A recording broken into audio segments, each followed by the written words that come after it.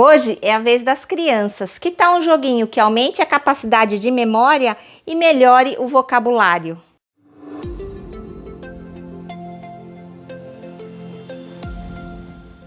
Vem cá jogar! Eu sou a K. Mico e Memória é um 2 em 1 da Ludens Spirit que fará seus pequenos aprenderem enquanto se divertem. Se gostar da proposta, o joguinho está disponível para compra no site da Ludeca. Vou deixar na descrição todos os detalhes.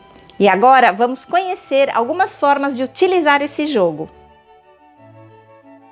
Nesta versão da Ludens Spirit do jogo de Mico e Memória, temos 28 cartas com 14 pares de diferentes animais e seus habitats.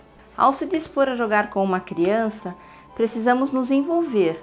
Não faça apenas por obrigação. Curto momento, você vai se surpreender ao perceber que também pode se divertir. E que tal um momento nostálgico? Resgate suas brincadeiras de infância e apresente às suas crianças. Que tal começar com a dupla Mico e Memória? Antes de começar o jogo, explore as cartas. Descubra quais animais as crianças já conhecem. Será que conseguimos reproduzir os sons desses animais? Algum deles pode ser um animal doméstico? A carinha de cada animal demonstra que sentimento? Que outros animais que conhecemos e que não aparecem nesse jogo? Quantas cartas temos de cada um deles? Pergunte sobre o fundo das cartas, o que elas representam. Que tal separar os animais por seus habitats naturais? Com isso, estamos criando agrupamentos. E que tal criar uma história bem curtinha com a participação das crianças, utilizando alguns desses animais antes de começar a jogar? Por exemplo, algo assim. O dia está muito quente e o golfinho não sente nenhum calor. Por que não? Deixe as crianças responderem. Mas o elefante está meio desanimado e sentindo muito calor. O papagaio então fala: gelo, gelo, gelo. Pergunte às crianças o que será que o papagaio quis dizer. E o elefante se lembra de sua amiga foca, que mora na geleira e não deve estar sentindo calor nenhum. Mas o elefante pensa melhor e sente que ficaria com muito, mas muito frio se morasse na geleira. Então, ele se anima um pouco e se protege do sol na sombra de uma árvore bem grande. E depois dessa historinha, que tal começar com o jogo do mico? A ideia aqui é que um dos animais se perdeu e nós temos que descobrir qual deles, e para isso vamos jogar. Embaralhamos as cartas e, sem ninguém ver, tiramos uma delas e a deixamos de lado. Este será nosso animal perdido. Distribuímos todas as cartas entre os jogadores.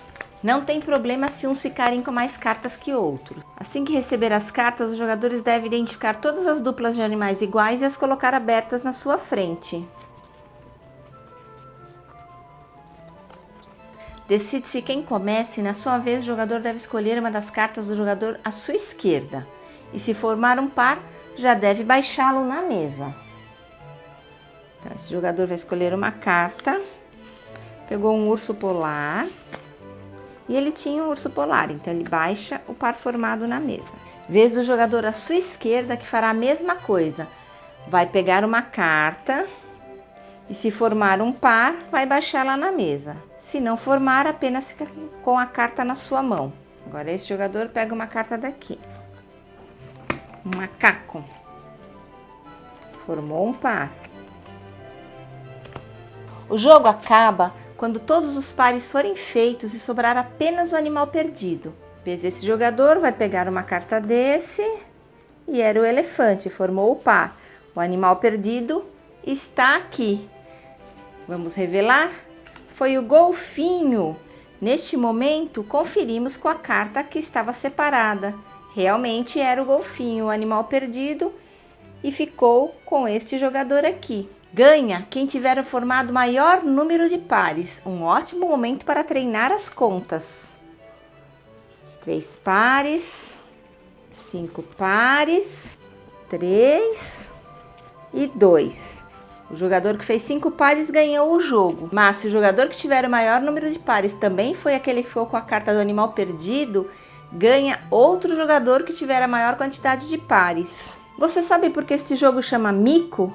porque antigamente nos baralhos a cartinha do macaco, do mico, vinha uma só, não tinha par, então todos já sabiam quem era o mico.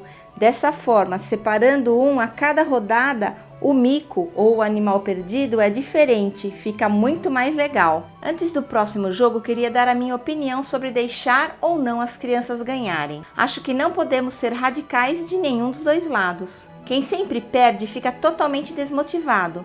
Por isso, eu acho que se estamos em um jogo que nossas habilidades são muito superiores às das crianças, podemos sim deixá-las ganhar de vez em quando, mesmo que seja ganhando de raspão. Mas deixar ganhar sempre é péssimo. As crianças devem aprender a lidar com frustrações. E dessa forma, às vezes ganhando e às vezes perdendo, conseguimos chegar a um equilíbrio.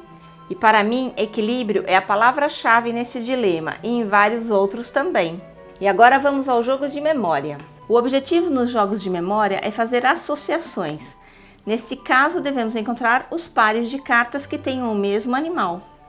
Vamos embaralhar as cartas e colocarmos todas de cabeça para baixo. Normalmente distribuímos as cartas bem retinhas, formando um retângulo, né? Tente variar montando um círculo com elas, dessa forma aqui. O jeito de trabalharmos nossa memória é um pouco diferente dependendo da posição que montamos as cartas. O jogo da memória todos conhecem.